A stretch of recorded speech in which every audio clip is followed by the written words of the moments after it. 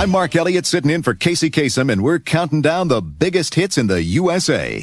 Now, we're up to the latest hit for the English duo called Go West, a twosome who say they spent the last decade being totally out of step with the rest of pop music. A lot of acts keep changing their musical style to keep up with the trends, but not the two members of Go West. Peter Cox and Richard Drummie say that from the very first time they played together, they realized they had a taste for a kind of music that wasn't very popular at the time. They got together in England in the late 70s at a time when rebellious punk rock was all the rage there. All around them, musicians were dyeing their hair purple, putting rings through their noses, and playing music that was loud and not a lot else. Peter and Richard told us they were appalled by all that. They thought punk was completely unlistenable, and so, even though it meant bucking the big trend, they made the music they loved, mellow music in the style of popular American musicians like Michael McDonald and Todd Rundgren. Richard told us, quote, "People we went to school with laughed at us. They couldn't believe we were so out of touch with the times, but we told them punk rock would never last, and time proved us right." By the early 80s, punk rock had begun to fade. But the music that Peter and Richard made still wasn't in style. And so, in their words, quote, "We just took a few years off. We kept writing, waiting for the music to come back around, and it certainly took its own good time about it." In 1987, Go West finally scored with a small top 40 hit called Don't Look Down. And 10 weeks ago, they came back even bigger with their second hit, a song that's just spent 3 weeks in the top 10. Casey's Top 40. For Casey Kasem, I'm Mark Elliott on Casey's Top 40. Now, we're up to the latest hit for the British duo called Go West, a duo that owned the Twickenham sound, because they were the only act in town. Over the years, we've spoken about the various sounds that emerge from one music scene or another. There's the Memphis sound, the Motown sound, the Liverpool sound, the Manchester sound, and most recently, the Seattle sound. Now, usually, these musical sounds are defined by a number of different acts based in the same city that borrow different styles from each other. But in the case of the Twickenham sound, one act defines the whole scene, because there was only one act in town. Twickenham is a small village, about an hour outside of London. And it was in Twickenham that Peter Cox and Richard Drummie first met. They were teenagers at the time, and they shared a common love of rock and roll. They started playing music together after school, and when they felt they were good enough, they began to play in the town's pubs. They were the most popular act in Twickenham, because they were the only act in Twickenham. Together, they created what the locals called the Twickenham sound. Peter Cox told us that when they play, the whole town would show up to cheer them on. They felt like they owned the town, which, in a way, they did. This week, Peter Cox and Richard Drummie, the duo Go West, borrows heavily from a different sound. Hi, this is Peter Cox and Richard Drummie. We are Go West. This week's AT40 flashback is coming up. You probably heard about the promotional tour, one of those music biz things, obligations to spread the word. And like anything else, there's nothing like first-hand experience. And we've got just that from the two guys at number 35, Go West. A promotional tour entails, I love that.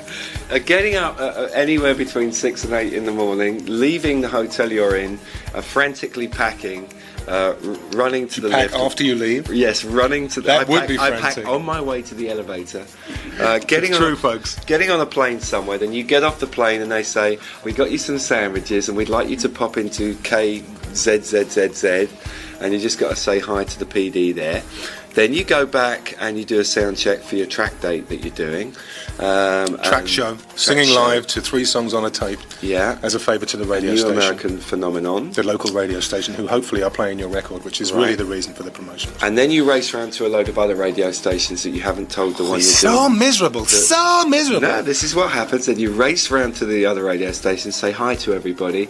Then you grab something to eat. Then you go to the show. And you do the show.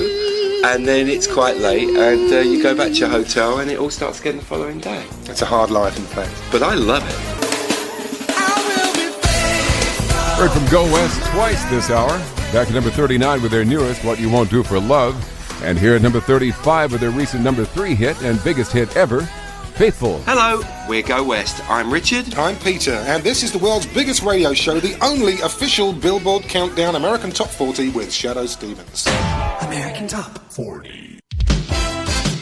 Casey's biggest hits. 2 years ago this week, one of the biggest hits in the USA was Faithful by a British musician who says music is all he can do. He's been fired from every other job he's ever had.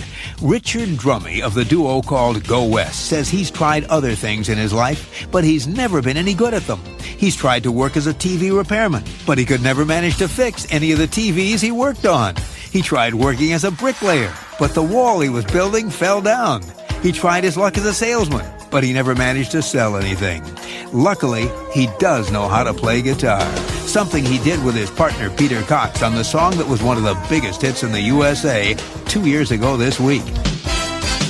Casey's biggest hits. 3 years ago this week, one of the biggest hits in the USA was Faithful by a duo that says getting dropped by their record label was the best thing that could have happened to them. It made them scared, desperate, and successful. From 1985 through 1987, the duo called Go West was signed to Chrysalis Records. They put out 2 albums, neither of which caught fire. They released 4 singles, which had only modest success. And then they were let go. Peter Cox and Richard Drummie say that was a big wake-up call for them. They realized they had blown their big chance, and they decided if they had one more shot, they'd make it work.